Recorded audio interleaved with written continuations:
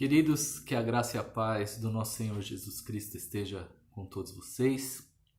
Aqui é o irmão Paulinho novamente e estamos aqui gravando mais uma vez essa aula, essa continuação da aula de número 16, né, da nossa revista da Escola Bíblica Dominical, Sala dos Adultos da Sibnadi, Segunda Igreja Batista Nacional de Diadema, ainda através do YouTube, ainda através da internet, porém logo confiamos e cremos em Deus que vamos poder estar reunidos de novo na nossa igreja. Hoje, irmãos, nós vamos dar sequência, como eu disse, à lição 16 dessa revista, Edificarei a Minha Igreja, Sala dos Adultos, e vamos concluir esse assunto hoje. Já é o terceiro vídeo, somando-se a primeira aula que ainda foi presencial na nossa igreja. É a quarta vez que falamos dessa lição e hoje vamos encerrar. Essa lição, que trata do crescimento da igreja evangélica, é uma lição muito importante, muito rica de detalhes. Eu convido a você, se você por acaso não assistiu os 2 vídeos anteriores, que faça isso. Pare agora esse vídeo, assista a primeira parte, assista a segunda parte. Na verdade, o primeiro vídeo é uma junção da primeira e da segunda parte, é uma recapitulação inicial. A segunda parte, o vídeo da semana passada é a terceira parte e hoje é a parte final, quarta e última parte dessa lição. Então, se você não viu os outros 2, faça isso e depois retorne aqui para você poder ter o entendimento completo.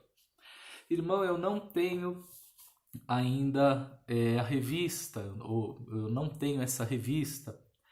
Você vai ser abençoado da mesma forma. Assista até o final, acompanhe o raciocínio. Algumas referências bíblicas eu vou citar durante a lição. É bacana que você leia depois, porque se eu for abrir a Bíblia e ler todas no decorrer do vídeo, o vídeo vai ficar muito extenso. Então fica aí de lição de casa para você ler as referências na sua Bíblia depois. E eu creio que Deus há de nos abençoar muito. Se você não é membro da nossa igreja, seja muito bem-vindo e fica o convite para você, assim que essa quarentena acabar, nos conhecer no bairro do Serraria, em Diadema, na Rua Tupiniquins 357. Amém? E se você já é um membro da nossa igreja ou já conhece a nossa igreja, tem frequentado, seja mais uma vez, melhor dizendo, bem-vindo aqui na nossa lição, tá bom? Vamos lá? Eu vou só citar algo que eu já comentei nos outros vídeos e aí hoje a gente vai concluir esse assunto. Quando falamos de crescimento da igreja, falamos que existem alguns métodos, né? Um método bíblico, um método direcionado por Deus e alguns métodos que hoje em dia, infelizmente, a gente vê por aí, que não são bíblicos, que não são dirigidos e orientados por Deus e nem aprovados por Deus, formas um tanto quanto sorrateiras de encher igreja e que nós já comentamos nos vídeos anteriores. Eu não vou me aprofundar para não gastar tempo com isso. Como eu disse, veja por favor os vídeos anteriores. Falamos sobre o crescimento da igreja local. Falamos que há 2 formas de constatar o crescimento. Uma é contando a membresia e a outra através dos trabalhos que descendem dessa igreja. Depois falamos que existem algumas formas de vermos o crescimento da igreja acontecer de forma sadia. O primeiro, lógico, e mais importante de todos é a evangelização, né? Não há como alguém crer se não for pregado. Já detalhamos esse assunto também anteriormente. Falamos sobre a nutrição, que é a qualidade da mensagem que é pregada. Falamos sobre o serviço, que é a síntese da obra de Deus, que é realmente servir. Não há uma pessoa que queira fazer a obra de Deus e que não seja um serviçal. é necessário aprendermos a servir e não nos servir de Deus, já falamos bastante disso. E no último vídeo nós falamos sobre os níveis de crescimento da igreja, tomando como base a igreja primitiva. Então nós falamos que a igreja primitiva crescia na palavra, tudo com base no livro de Atos, capítulo 2, versículos 42 até o 47, crescia na doutrina dos apóstolos, na palavra, crescia também na comunhão e nas orações, e aí nós dizíamos que na igreja primitiva os irmãos tinham prazer de estar unidos e orando um pelos outros, tinham prazer nessa comunhão. A igreja crescia também na adoração, e eu dizia que adorar não é apenas cantar ou tocar instrumentos ou gritar aleluia, enfim, que adorar é um estilo de vida. Esse é um tema que poderíamos aí discorrer por muito tempo sobre a adoração como sendo estilo de vida e pegando exemplos bíblicos e tudo mais, mas infelizmente nesse vídeo a gente não tem tempo para isso, mas é um tema lindo, a adoração é um tema maravilhoso. E hoje nós vamos começar aqui falando que a igreja primitiva também crescia em número, né? Então vamos aqui, acompanhe comigo a leitura e aí a gente comenta. A base é o versículo 47 de Atos, capítulo 2, que diz: Enquanto isso, acrescentava-lhes o Senhor dia a dia os que iam sendo salvos. Não há nada, agora o autor diz, não há nada de errado com o crescimento numérico da igreja, muito pelo contrário, né? Desde que esse crescimento venha como resultado de um trabalho sério, sustentável e saudável. Então a gente tem como referência aí o próprio livro de Atos, essa passagem do capítulo 2, do versículo 41 até o 47, Atos 4:4 e Atos 8:12 também falam sobre isso, e Atos 9:31. Depois você leia as referências, por favor. O que se percebe é que o diferenciador da igreja estava no seu novo estilo de vida. Havia autenticidade na ministração dos apóstolos, generosidade no coração dos irmãos e disposição em se adaptar a essa nova vida. Então vamos entender alguma coisa aqui. A igreja primitiva, a igreja recém-formada, né, recém-instituída, vamos dizer assim, ela era, principalmente para os judeus, um estilo de vida ou uma vida totalmente nova. Essas pessoas, elas eram, principalmente os judeus, pessoas que tinham um zelo muito grande pela religiosidade, tinham um cuidado muito grande com a lei mosaica, né, que havia sido instituída lá no passado e que para eles era fundamental. E o evangelho, a vinda de Jesus, a morte de Jesus, o fato dele ter vencido Satanás, vencido a morte, ressuscitado e retornado aos céus de forma gloriosa, isso impactou de uma maneira extrema, de uma maneira grandiosa a vida dessas pessoas. Enfim, Jesus voltou aos céus. Passado um tempo, a promessa do Espírito Santo se cumpriu. Essas pessoas viram a descida do Espírito Santo e toda aquela maravilha que foi o dia de Pentecostes. Não posso me ater nesse tema por conta do tempo, mas o que eu quero que você entenda é que essas pessoas, elas tiveram a vida delas viradas de pernas para o ar. Tudo que era religiosidade, tudo que era tradicional, tudo que era prática dessas pessoas, meio que houve uma revolução.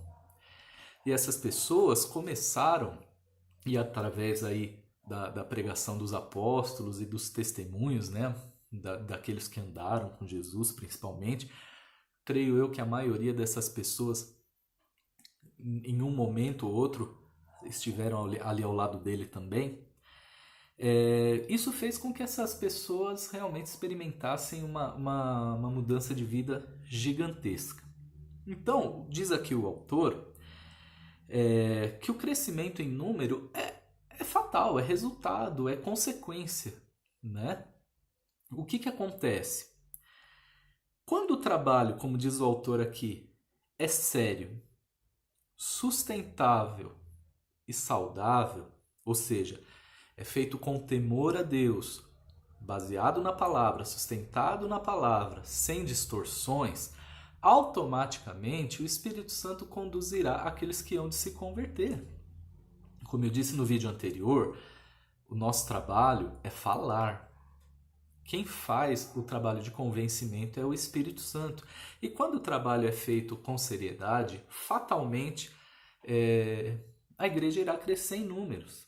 Tá? Isso é consequência. E aí diz mais aqui o autor que o diferenciador da igreja estava no novo estilo de vida. Ou seja, a autenticidade da ministração dos apóstolos, aquela palavra viva, inspirada realmente, e não mais focada nas tradições religiosas. O que mais? A generosidade do coração dos irmãos, né? Como comentei também na aula passada, ali as propriedades eram vendidas e divididas igualitariamente, quer dizer, havia um amor dos irmãos uns pelos outros e não tinha interesse na sua própria vida, mas em servir. E disposição em se adaptar a essa nova vida, né? Com base no versículo 46 de Atos 2. Então a gente vê aqui autenticidade na pregação, generosidade dos irmãos e disposição em se adaptar a essa nova vida. Eu quero focar nesse terceiro item, que é a disposição em se adaptar a essa nova vida. Irmão, quando eu e você aceitamos a Cristo, se alguém um dia prometeu para você que a vida cristã seria um mar de rosas, eu sinto te informar que essa pessoa ela mentiu para você descaradamente. Se você em algum momento da sua vida aprendeu que a vida cristã é fácil, que agora você é poderoso, que você é o tal e que agora ninguém te segura, esse tipo de coisa que a gente infelizmente vê por aí, eu te digo que realmente a nova vida que Cristo veio nos prometer não tem muito a ver com isso não. Ou melhor, não tem nada a ver com isso. Quando a gente fala em adaptar-se a essa nova vida, a gente está falando em estilo de vida. E basta você ver nos evangelhos a caminhada de Cristo como o povo, né, era incoerente em algumas questões. É claro que tudo que aconteceu com Cristo foi para que as escrituras se cumprissem, mas aqueles mesmo que o adoraram quando ele entrou em Jerusalém montado naquele jumento, você deve lembrar dessa passagem, aqueles mesmo que o festejavam quando ele curava as pessoas, quando ele operava milagres, são os mesmos que diante de Pilatos e Barrabás gritaram, crucificam. São os mesmos que aplaudiam e riam e zombavam quando ele estava pregado naquela cruz. Então, o que eu quero que você entenda é que assim, a vida cristã ela é feita mais de espinhos do que de rosas. A nossa alegria, o nosso gozo, o nosso prazer tem que estar firmado no servir. Tem que estar firmado em sabermos que estamos obedecendo o ID de Jesus, estamos obedecendo a Ele, estamos observando a palavra dEle, porque nesse mundo reconhecimento não haverá. Nesse mundo aplausos não haverão e isso não é também o nosso desejo, aquilo que almejamos. Se é aquilo que você deseja, aplausos, reconhecimento na terra, eu tenho duas notícias. Primeiro, que você não vai receber. E segundo, que você está no propósito errado. A nossa recompensa está no porvir. Não porque merecêssemos, porque não merecemos, mas porque Jesus nos deu graciosamente. A palavra graça significa favor e merecido. e é dela que nós dependemos. A graça de Deus é quando Ele nos dá aquilo que nós não somos merecedores de receber. E a misericórdia de Deus é o oposto. É quando Deus deixa de nos dar aquilo que nós realmente merecíamos, que é a condenação eterna. Por quê? Porque um pecado, qualquer coisa que afronte a santidade de Deus ou que manche, vamos colocar focando em nós, que manche a nossa santidade, ou seja, que faça com que não sejamos perfeitos diante de Deus, seria suficiente para nos enviar ao inferno. Mas por que nós temos a certeza e cremos que vamos morar no céu? Porque é por graça e misericórdia. Recebemos o que não merecíamos, isso é graça.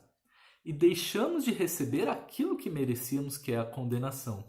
Isso é misericórdia. Deu para entender? Deu para entender quem nós somos diante de Deus? O quão pequenos somos diante da sua grandeza e diante da sua santidade? Então, irmãos, o prazer que nós temos nessa terra é de servir a Deus, é de abençoar outras pessoas. Não espere reconhecimento, não espere nada, porque nós não merecemos. E infelizmente tem muita gente que por causa dos elogios, por causa do reconhecimento terreno, ele se corrompe, ele eleva o seu coração e ele deixa a altivez tomar conta. E a palavra de Deus diz que a soberba precede a queda. Temos que tomar cuidado. Vamos voltar para a revista. Outras formas de crescimento da igreja.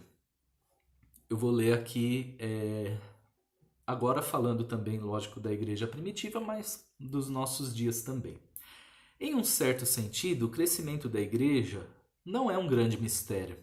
Leia, por favor, Efésios 3, versículos 9 ao 11. Por um lado, levamos o faminto até o pão. O pão aqui está com letra maiúscula, é o pão da vida, Jesus. E por outro lado, levamos o pão da vida aos famintos, do João 6, 35 e 37. Como disse o escritor Bruce Shelley, a tarefa do pregador é fazer com que a demanda e o suprimento se encontrem. Né? Já comentei isso na lição, no vídeo passado. O nosso trabalho é falar. Então a gente leva o pão, leva o caminho para as pessoas famintas e em contrapartida levamos também, ou convidamos, ou induzimos, ou fazemos com que o faminto venha até aonde está o pão, que é a palavra. Diz mais, existem várias formas de fazer uma igreja crescer e dentre elas, algumas que o Senhor da igreja jamais recomendaria. Repito, se você não viu os vídeos anteriores, veja, porque isso está muito bem detalhado, principalmente no primeiro vídeo. Há, entretanto, aquelas que são recomendáveis, pois são bíblicas. Então, quer dizer, há estratégias, maneiras recomendáveis e agradáveis a Deus de fazer com que a igreja cresça. Primeiro, o crescimento por conversão. Cremos que quando uma pessoa vem a Cristo, abrindo-lhe o coração, recebendo como seu Senhor e Salvador, ela passa pela experiência do novo nascimento, e isso é conversão. João 3, versículos 3 a 6. Eu comentei uma coisa lá, quando ainda na igreja a gente deu início a essa lição, que é em relação à salvação. Né? A salvação, como eu disse, ela é consequência da graça e da misericórdia de Deus. O que é preciso para eu ser salvo? Se você não é ainda um salvo, não tem experiência com Deus ainda, presta atenção nisso que eu vou falar. Vamos imaginar, você que é de São Paulo, você conhece os bairros de São Paulo, você já andou de metrô? Vou dar um exemplo. Você pega o metrô, por exemplo, na estação Saúde do metrô. E você quer ir para o Jabaquara. Aí você entra no metrô e aí você começa a observar as estações. Praça da Árvore, Vila Mariana, Santa Cruz, não sei qual que vem primeiro, não lembro. Ana Rosa, Paraíso. Uma hora você vai parar e perceber, peraí, eu estou me distanciando mais do Jabaquara. Se eu estou na saúde e quero ir para o Jabaquara, então eu tenho que ouvir São Judas, Conceição, Jabaquara. Mas eu estou indo no sentido errado. O que é conversão? Vamos supor que você está numa estrada e você tá indo, por exemplo, vamos dizer que você está em Diadema e você quer ir para Santos. De repente você começa a observar, você está na Anchieta, você passou o Extra Anchieta, de repente você está ali no Carrefour da Via Anchieta.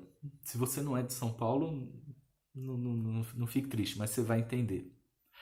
De repente tem a placa Mercadão do Ipiranga, juntas provisórias, quer dizer, você pegou a Anchieta sentido São Paulo, não sentido litoral. O que você tem que fazer no caso do metrô e no caso da Anchieta? Procurar o primeiro retorno e voltar, no caso da Anchieta, porque você não vai chegar nunca na praia assim. E no caso do metrô, salta na próxima estação, faz o retorno, pega as escadas, vai para o outro lado da plataforma e pega o metrô sentido Jabaquara, porque você nunca vai chegar no Jabaquara. Conversão é isso, é perceber que estamos no caminho errado e retornar. E mais do que isso, reconhecer nosso erro.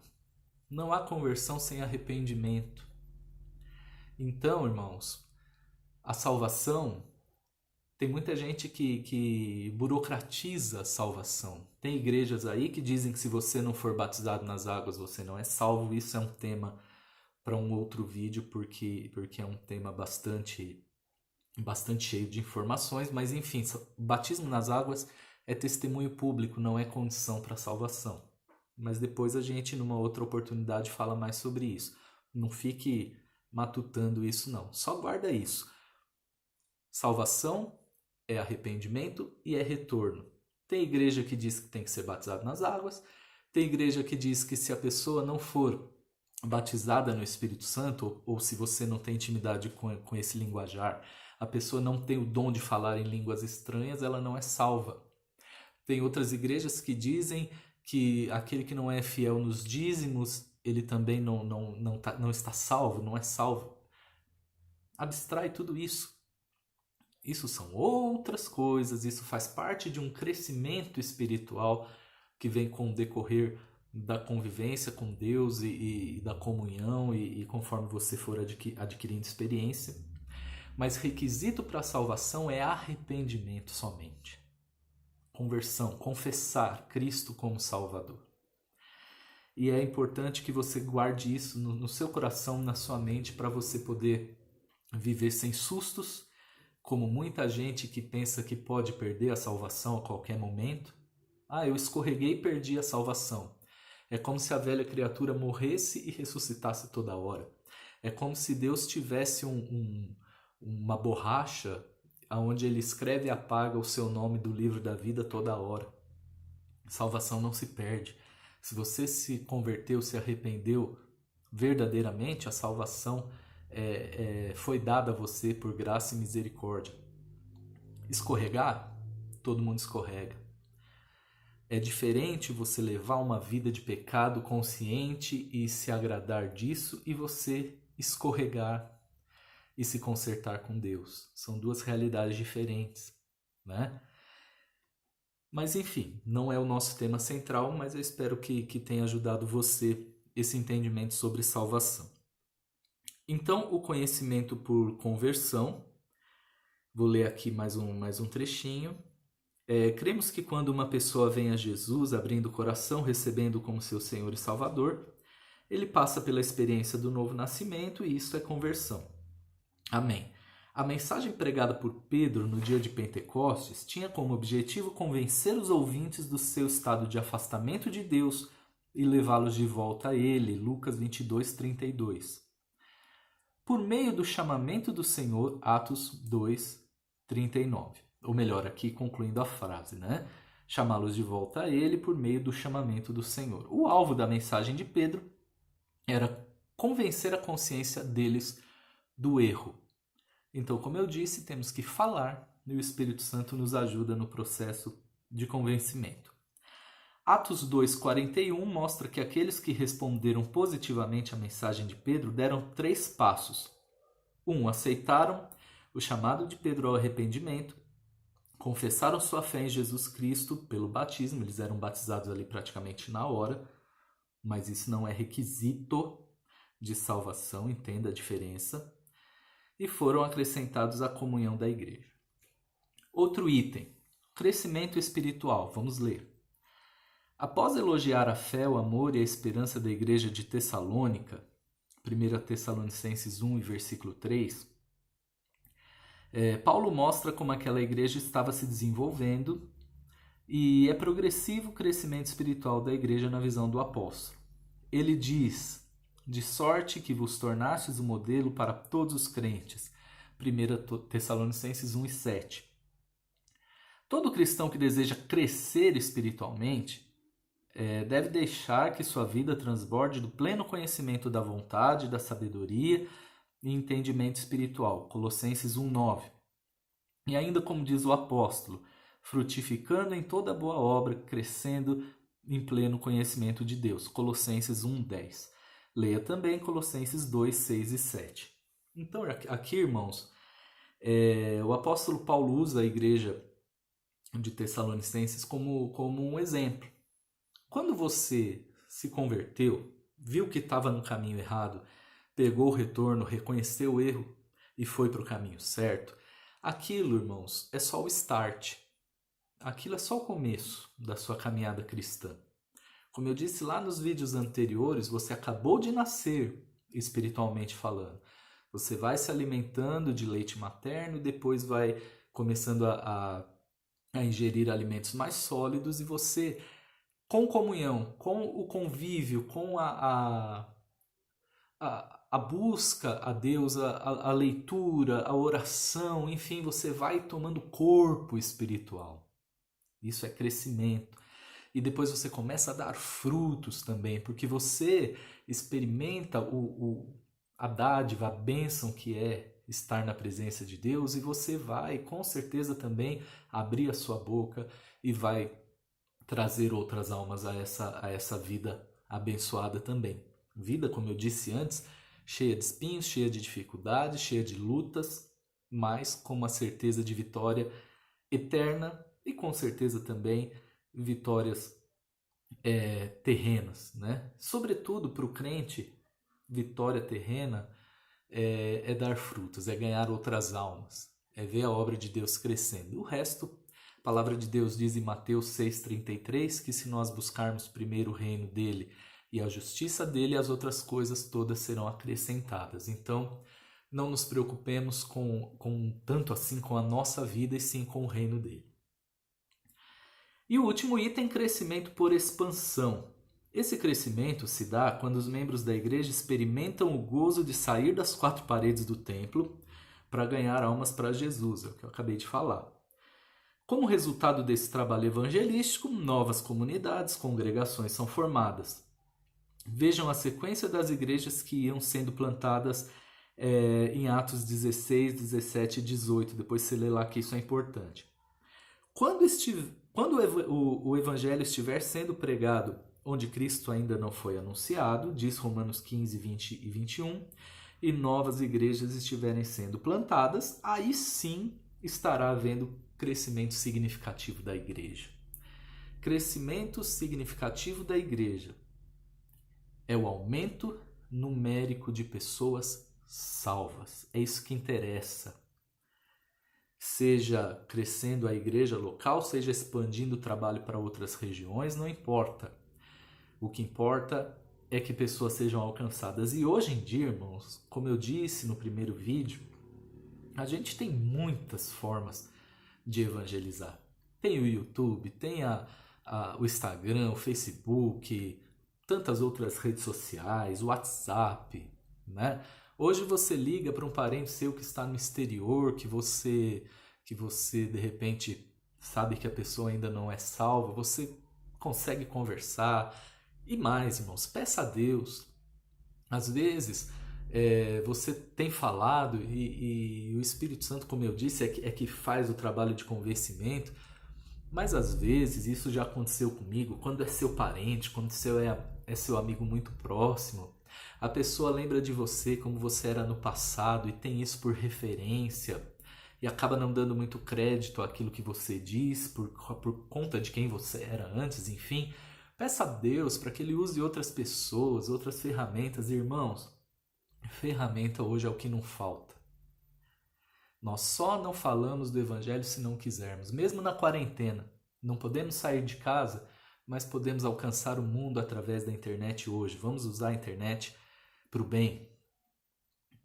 E agora, vou ler com vocês a conclusão. Tive que dar uma aceleradinha hoje para não estourar demais o tempo, mas eu creio que deu para comentar todos os assuntos, pelo menos por cima, né? Conclusão. Os aspectos apresentados nessa lição mostram os níveis de crescimento da igreja e suas diferentes formas. Todas operando juntas contribuem para alcançar os seguintes resultados. Primeiro, crescimento qualitativo. Muitos o definem como crescimento espiritual ou de nutrição. Ele pode acontecer por meio do discipulado, que leva à maturidade da igreja local, e esse era o anseio de Paulo ao escrever as suas cartas às igrejas. Efésios 4, do 7 ao 16, explana sobre isso. Depois vem o crescimento orgânico, que também tem a sua importância, pois uma igreja que quer crescer precisa ter uma boa estrutura organizacional, uma boa liderança e um bom funcionamento, todos os ingredientes indispensáveis que contribuem para o crescimento da igreja, Romanos 12, do 3 ao 8. Quando o trabalho, irmãos, é feito com seriedade, realmente o próprio Deus ele dá o crescimento, ele faz com que os frutos apareçam. Né? A igreja, às vezes, ela não tem aquela estrutura física ainda tão boa, tem dificuldades, não tem instrumentos, não tem pessoas para fazer realmente o trabalho.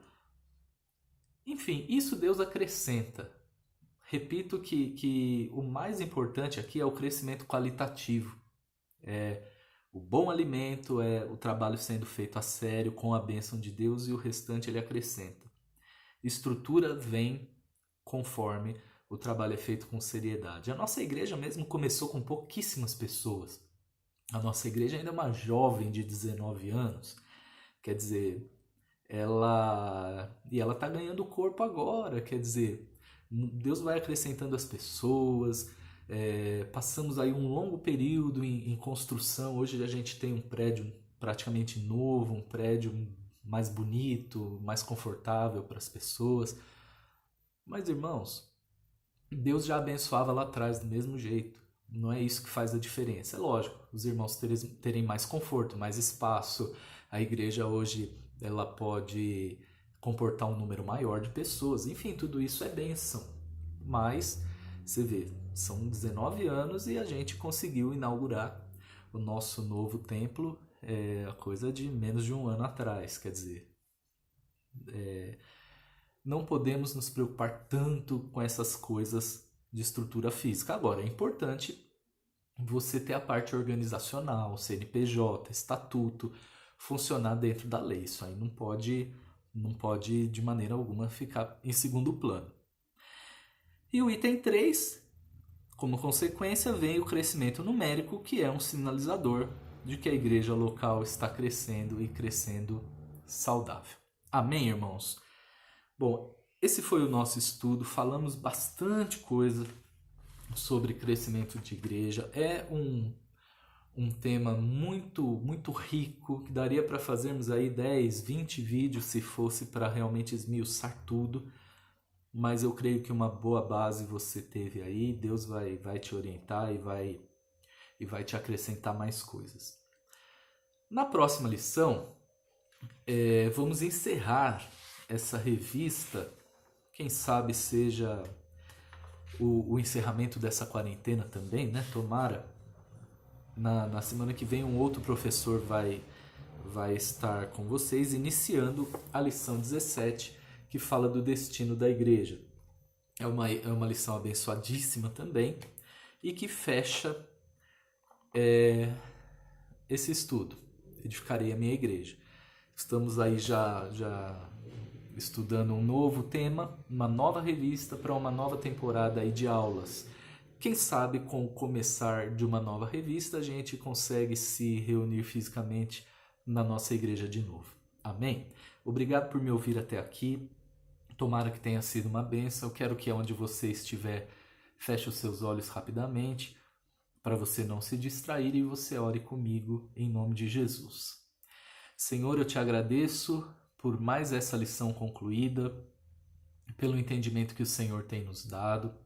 Aprendemos ao longo dessa lição, meu Deus, que o crescimento da igreja é algo que precisa ser providenciado, provido, sustentado e executado de acordo com a sua vontade única e exclusivamente. Existem formas escusas, existem formas enganosas, errôneas, carnais, de fazer com que a igreja cresça em número, mas sabemos que isso não traz resultados, que isso não faz com que haja mudança de vida nas pessoas, e que a única forma correta e a forma ideal é aquela que o Senhor nos ensinou. Nos ensine a andar na nossa vida em tudo, em todos os aspectos, de acordo com a sua vontade também. Senhor, abençoa a nossa igreja, os nossos irmãos, abençoa os nossos pastores, todos os nossos irmãos em Cristo espalhados por esse mundo, e abençoa, meu Deus, esse mundo em relação ao coronavírus. Se o Senhor tem algum propósito ainda, meu Deus, na sua permissão em relação a esse mal, que tu possas nos fazer aprender as lições necessárias, e tenha misericórdia dos que estão acometidos com essa doença. Tenha misericórdia de nós para que não venhamos sofrer com esse mal. E abençoa tudo e todos. Abençoa os médicos. Abençoa aqueles que estão na linha de frente lidando com esse problema, meu Deus, diretamente, e que tantas vezes, meu Deus, estão vulneráveis, estão tão expostos também a uma contaminação. Tu és poderoso para restaurar esse mundo, curar, libertar e abençoar a todos. Somos gratos a Ti pela Tua presença, pela Tua graça na nossa vida, pela Tua misericórdia na nossa vida. Muito obrigado por tudo, Senhor, em nome de Jesus. Amém. Amém, irmãos? Eu fico por aqui.